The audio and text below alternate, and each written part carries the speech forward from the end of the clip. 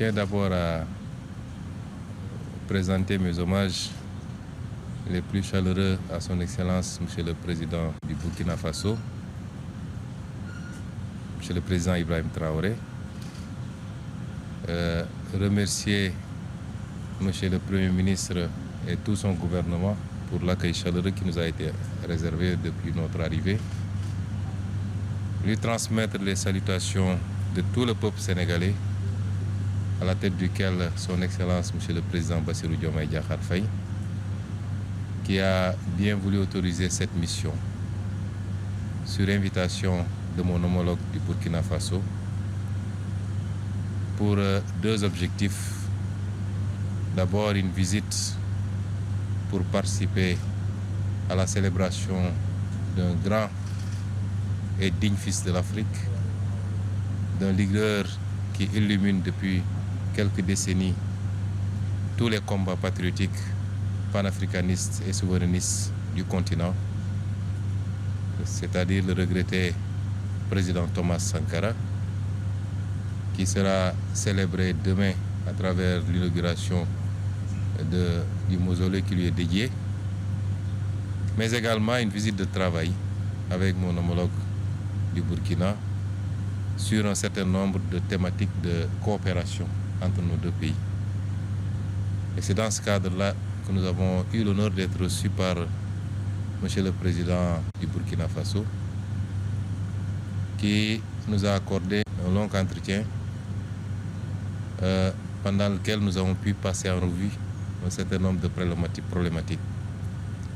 D'abord sécuritaires, et je tiens au nom du président Bassirou Diomaye Faye à transmettre à tout le peuple burkinabé la solidarité du peuple sénégalais face à cette épreuve qui lui est imposée, qu'il n'a pas choisie, mais qui lui a été imposée.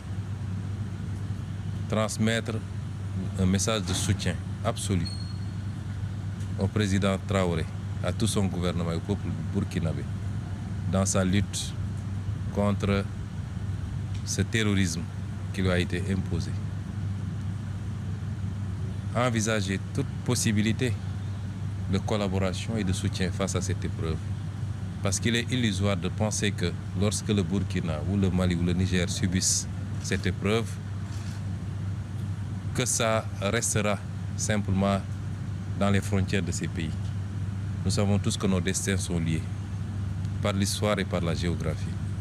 Et qu'aucun de nos pays ne peut être épargné par cette gangrène si elle continue à s'épancher à travers l'Afrique de l'Ouest.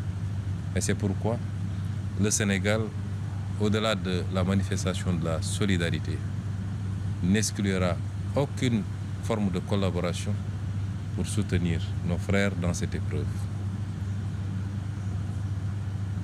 Dans le cadre bilatéral également, envisager la poursuite de cette collaboration qui est très riche déjà d'une vingtaine d'accords entre nos deux pays, mais une vingtaine d'autres accords qui sont aujourd'hui en cours de discussion et qu'il faudrait rapidement finaliser pour pouvoir renforcer la collaboration bilatérale, mais également la collaboration multilatérale dans le cadre de l'espace que nous partageons en commun. J'ai été très ravi d'écouter le président Traoré pendant de longues minutes nous exposer un peu la situation, mais également nous faire étalage de la résilience du peuple burkinabé face à cette épreuve.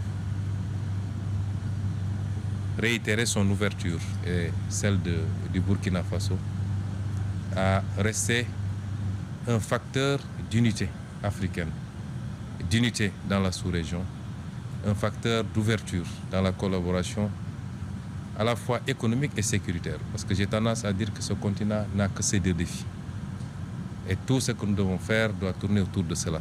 Évidemment, pour un pays comme le Burkina, le défi s'en trouve beaucoup plus important de devoir faire face aux exigences économiques qui sont des exigences pour tous les peuples, mais particulièrement les peuples d'Afrique, mais en même temps à devoir faire face à la crise sécuritaire qu'il vit.